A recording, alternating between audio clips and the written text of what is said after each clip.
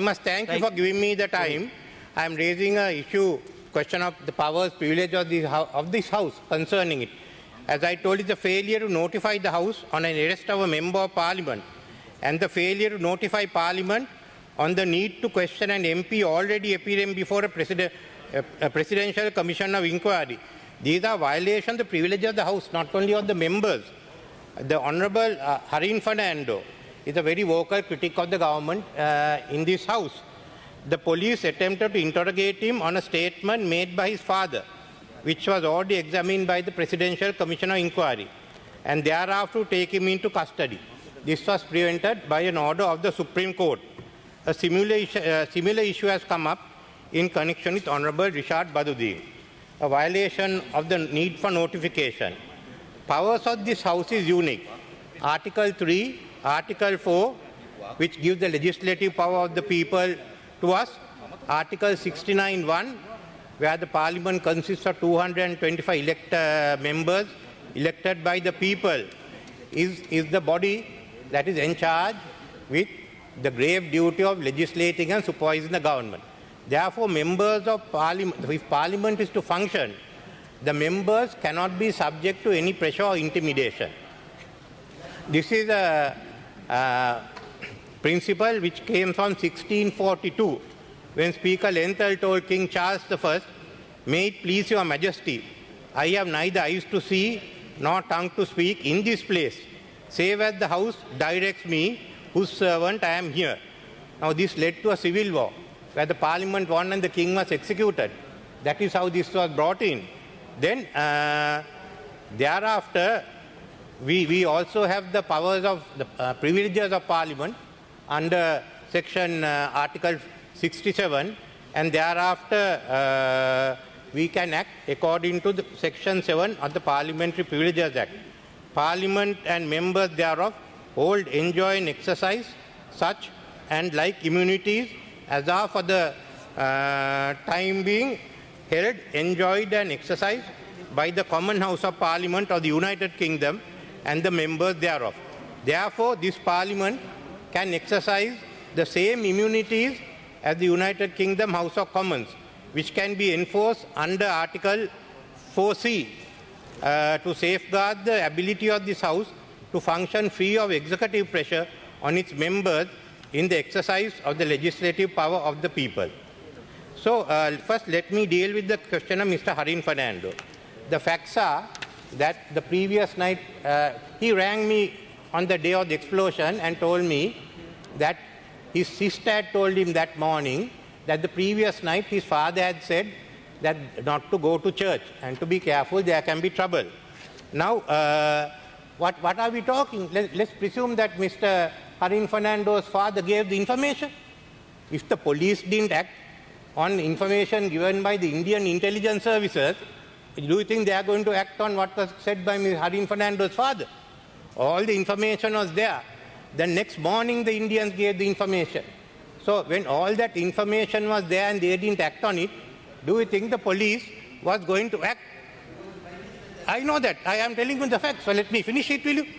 Do you think the police that was going to act on what Mr. Fernando was going to say, which should have found out from some police officer? So that means this is a... so if you now come to question him on a matter which is not relevant, which has been dealt by a Presidential Commission of Inquiry, there is only one conclusion. They want to intimidate him. And Erskine May has said, attempts to influence members in their conduct by threat is a breach of parliamentary privilege. So this is an intimidation of a member which violates the privileges of the House, the failure to provide, and it also means it's a failure to provide the correct information to the Speaker. They said we want to question on these issues, but the fact is that it has already been done and finished. And the inquiry was why the police didn't act.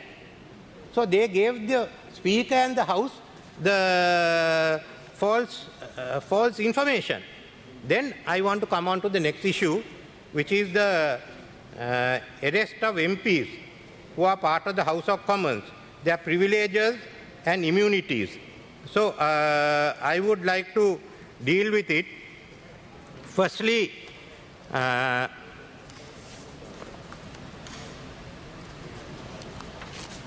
Speaker of the House of Commons gave a ruling on 3rd of March 1959, volume 601, column 226. The origin of the doctrine of freedom from arrest, which attaches to all members of Parliament during a session of Parliament, lies in the fact that this House is entitled to have a first claim upon their services, and that any person who by an action of arrest or hindrance prevents a member from attending in his place to do his duty is guilty of contempt of the whole House. Then I would also like to point out what Blackstone said at that time. The chief, if not the only privilege of Parliament in such cases, seems to be the right of receiving immediate information of the imprisonment or detention of any member with the reasons for which he is detained. So that basically is a very, very old right which has been exercised by members in the House. So I am only asking that this be followed. I'd like to deal a little bit, if the House gives me, on the requirement of privilege. I think in the article I gave you, Honourable Speaker, it's well there, but I'm reading for the information of the House. Erskine May states that in all cases in which members of either House are arrested on criminal charges, the House must be informed of the cause for which they are detained from their service in Parliament. It comes from there. Then, before Erskine May, the parliamentary privilege was referred to by Mr. John Hatzell. He says it is highly expedient that whenever public necessity appears to the ministers of the Crown to justify any breach of the privilege, they should as soon as possible acquaint the House with the steps they have taken and the grounds and reasons. Furthermore, Erskine May again says, thus the House will not allow even the sanctuary of its walls to protect a member from the process of criminal law. We accept that. But in all cases in which members are arrested on criminal charges, the House must be informed of the cause for which they are detained from their services in Parliament. The House therefore continued to insist on notification even while it made no attempt to claim immunity for its members from the due process of the criminal law. For instance, the Protection of Persons and Property Bill of 1881, a controversial legislative proposal which provided for a form of detention without trial, was amended on its passage through the House to make express provision for the notification of the House in event of arrest of any members under its provisions. Then I must say, Erskine May again, the principles on which the privilege of freedom from arrest is based is the absolute priority of attendance by members of both houses. However, it has never been allowed to interfere with the administration of criminal justice or emergency legislation. The privilege is now extremely limited application. So that is how it done. We don't ask exemption from arrest, but what we say is that it should be informed to the House. Then I'd like to refer to a emergency case. During World War II, the British Parliament passed the Emergency Powers Defence Act 1939, and regulations are made to detain people who have a serious threat to the country. One member of Parliament called Captain Ramsay, who also belonged to a club called the Right Club, which had a lot of people sympathetic to Germany, he was arrested by the orders of the then Prime Minister Winston Churchill. But after the arrested and detained, I'd like to read out to you how the House proceeded. Can I read out from the House of Commons debate of 30th July 1940? Captain Shaw, member, asked the Prime Minister whether he has considered the motion standing on the order paper relating to the detention of Honourable and Gallant Member for Peebles and Southern Captain Ramsay, and whether the government will refer the matter to the Committee of Privileges. The Prime Minister, Winston Churchill: yes, sir. The government are prepared to move to refer the question of arrest and detention of the Honourable and Gallant Member for Peebles and Southern to the Committee of Privilege for examination in relation to the privilege of the House. The necessary motion will be tabled tomorrow. Then the next day, a motion is tabled that the Committee of Privileges do consider and report whether the detention of Captain Ramsay under Regulation 18B of the Defense General Regulation 1939 constitutes a breach of privilege of this House, and it is moved by the Deputy Prime Minister, Mr. Clement Attlee. So that's how they have gone in England. Even if a member is taken in, he has to be, it has to be inquired into.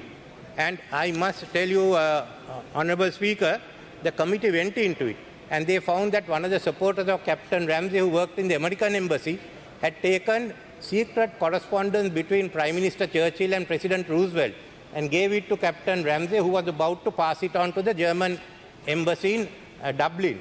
So the House said that his detention was justified. So that is the way in which the House comes, and we have messenger member is detained, it goes in and it looks into the matter. So now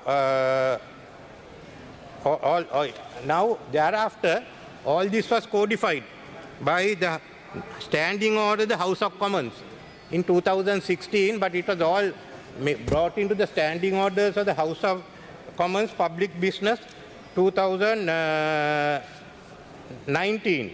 And there at the very end, you find, if you don't mind, the new rule which applies here, and which comes under the appendix, notification of arrest of members. And what they say there is that members of the House shall be under no undue restraint from being able to attend the House, and this principle has been and continue to be encompassed in the privileges of the House claimed at the beginning of each Parliament. So these are the immunity. Ordered that this House accordingly endorses the second report of the Procedures Committee, session 2015-16, notification of the members, directs the Clerk of the House and the Speaker to follow the protocol on notification of the arrest of members set out in Annex 2 of that report. I have given you a copy, but for the benefit of the members, I will read the first item on the annexure, because I think that is what is most important. The protocol on handling of notification of arrest, which should come here. The police forces in UK should, as soon as possible, and in any event within 24 hours of arrest, notify the Chief Superintendent Parliament of any case in which a member has been arrested or similarly detained, showing when and where the arrest took place, where and for how long the member was detained, when and on what basis released, and the offence cited. What is the offence? They have to be informed of what is the offence. So these immunities apply to us. These are exemptions from the normal arrest rules under Privileges Act, Section 7. So there we have the case of Honourable Richard Batuddin, the member. So far, no reason has been given as to why he is under detention. So the right of the Parliament to know why he is being detained has been violated. There has been order under the Prevention of Terrorism Act, Section 9, a detention order made. Detention order made. This is the way that you all learn about standing orders of the House. Learn that, you study it. If you want another day, certainly come and reply. I like you all to follow the process. It's a bad thing for the House. So therefore, what are you saying? They are talking unlawful activity. That is defined in Section 39, which was again amended in 1988. That's unlawful activity referred to there or in any other law. So if you look at the unlawful activity in relation to the Prevention of Terrorism Act, it says person who causes the death of a specified person or kidnaps. So there have been no specified person that we are aware of. Causes the death of any person who is a witness to any offence, commits a criminal intimidation of a specified person, commits the offence of robbery or property of government, any department, commits the offence of mischief to property of the government, without lawful authority impose, manufacture, collect firearms, possess without lawful authority firearms, by words either spoken or read by signs or by his attention, he has tried to cause violence, religious or racial, communal disharmony. He has erased, mutilates, defaced or otherwise interferes in any word, harbors, conceals or in any other manner prevents, hinders or into the apprehension of proclaimed person. I don't think he has interfered with any specified person. There are no specified person to begin with. And therefore, I don't know what exactly this offense is. Then you must remember the preamble. Preamble says, whereas public order continues to be endangered by elements or groups of persons or associations that advocate the use of force or the commission of crimes as a means or as an aid in encouraging governmental change within Sri Lanka. I can't think of him trying to use force to change the government of which he is a minister. I mean, basically, that doesn't fly. So, what has happened here is that the member has been detained without the reasons being given. And therefore, it's a violation of the rights of this House. And then it's a detention to which the exemptions of members being arrested and kept, and when the charges are notified, doesn't apply. He can tomorrow walk out free. There's very little anyone can do if you go to courts. So, since this doesn't come under even the Prevention of Terrorism Act, then he is not under the exemption where you have waived the right not to arrest, because that's a very narrow one. It has the right and then the notifications, how it should be done to the House. It's a privilege of the House. So, in that case, I think the whole, the rights of the House and of the member both have been violated, and the notification rules of UK, which is in their standing orders, honourable member, should apply to this House now. We only go on criminal proceedings, but this is outside criminal proceedings. The another question is, can a member be detained under PTA? If you look into Article 3, Article 4, Article 69, and can Section 9 of the PTA apply there? Because the PTA was passed after the Constitution. So PTA has not overridden the Constitution. PTA must work in accordance with the rights there. Then I don't know where we, who are the supreme, who are the representatives of the people, can be taken in this way. In the world, the PTA has never been used to detain any members. So I think it has to be exercised.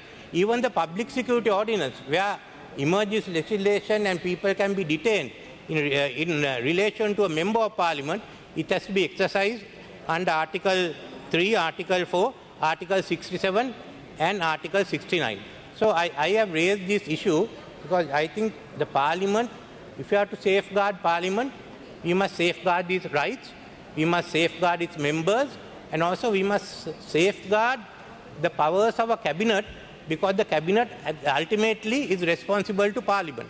So I would like you to go into this and give a ruling on it at whatever time you think is appropriate. But I'd also like to request that you do take this matter up, and we can also refer it to the Commonwealth Parliamentary Association and the International Parliamentary Union. Thank you.